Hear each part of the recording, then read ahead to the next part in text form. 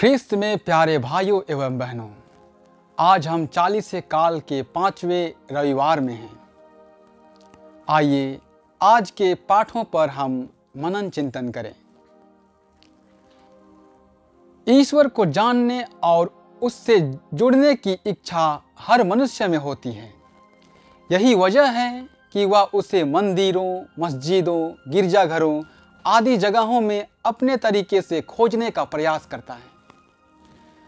आज के पाठ हमें ईश्वर की कुछ खास विशेषताओं के बारे में बताता है और उसके ज्ञान में बढ़ने के लिए निमंत्रण देता है।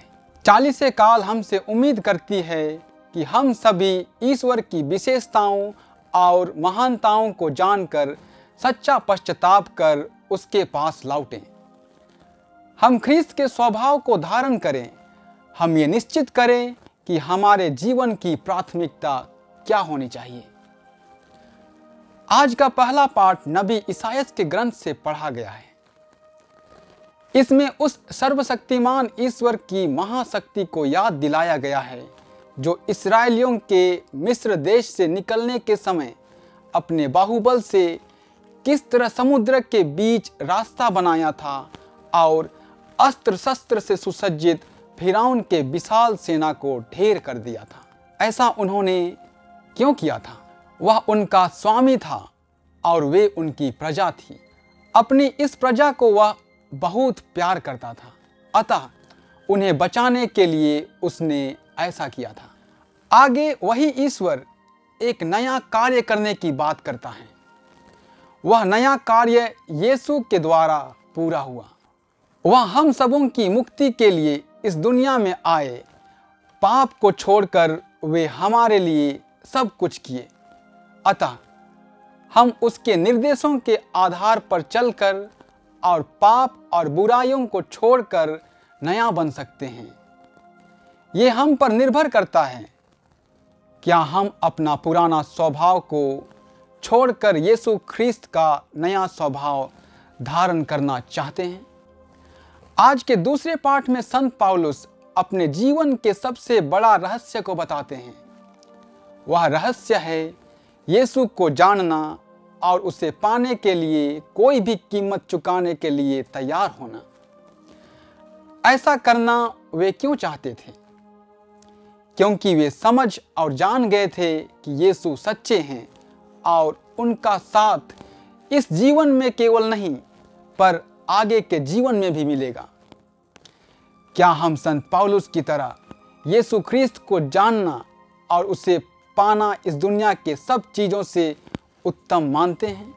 अगर हाँ, हम क्या कीमत चुका सकते हैं? आज के सुसमाचार में यीशु ख्रीस्त के साथ घटित एक घटना को पाते हैं जो पाप से घृणा करो, पापी से नहीं वाले सिद्धांत पर सटीक उदाहरण है।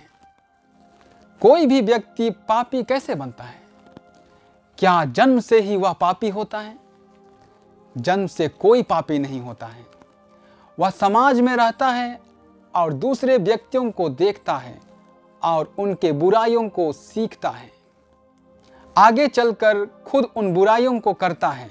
इस तरह लोग उनको पापी कहते हैं, उनको दोषी ठहराते हैं और उनसे घृणा करने लगते हैं। कई बार यह भी देखा गया है कि सही व्यक्ति से उचित स्नेह, प्रेम और सही मार्गदर्शन पाकर और सच्चा पश्चाताप कर वह अच्छा व्यक्ति बन गया है। पापिनी स्त्री, जकियुस, मती आदि इसके उदाहरण हैं।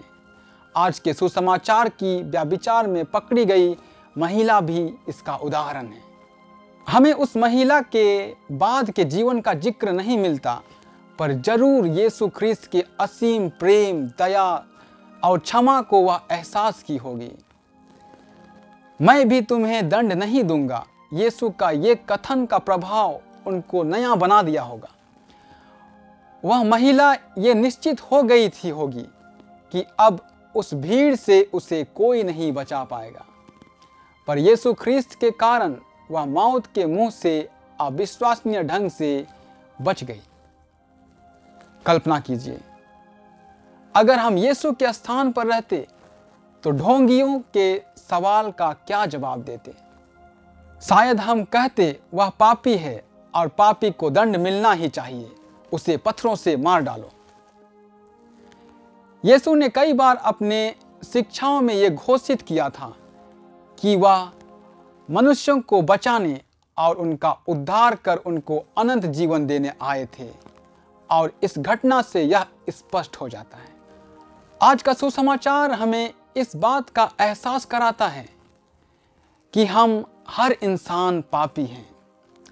इस दुनिया में कई लोग ऐसे हैं जो इस सच्चाई को नज़रअंदाज करते हैं और ऐसे व्यवहार करते हैं मानो वे कोई पाप ही नहीं कर सकते। क्या यह संभव है? अगर ऐसा है तो वे इंसान नहीं, भगवान हैं। मनोवैज्ञानिकों का यह मानना है कि जब तक बीमार व्यक्ति यह स्वीकार ना करे कि वह बीमार है, कोई भी डॉक्टर बीमार होने पर भी उसका इलाज नहीं कर सकता। यही बात हमारी आध्यात्मिकता में भी लागू होती है। अगर हम यीशु ख्रीस्त के क्रूस बलिदान से संभव बनाया गया मुक्ति पाना चाहते हैं तो हमें अपने आप को पापी स्वीकार करना होगा। सच्चा पश्चातावा और पाप स्वीकार कर प्रभु के पास लौटना होगा। चालीसा काल का मकसद यही है। हम आधा से अधिक चालीसा का समय व्यतीत कर लिए हैं। पुनः हम अपनी स्थिति को देखें। यह चालीसा काल हर ख्रिस्तियों में कुछ नवीनीकरण की आशा करता है। क्या कुछ नयापन अपने व्यवहार और आचरण में हुआ है? हम पास्का के रहस्यों को मनाने के लिए कितना तैयार हुए हैं? इन्हीं पर मनन चिंतन करें और अपने में हम उचित नयापन लाएं।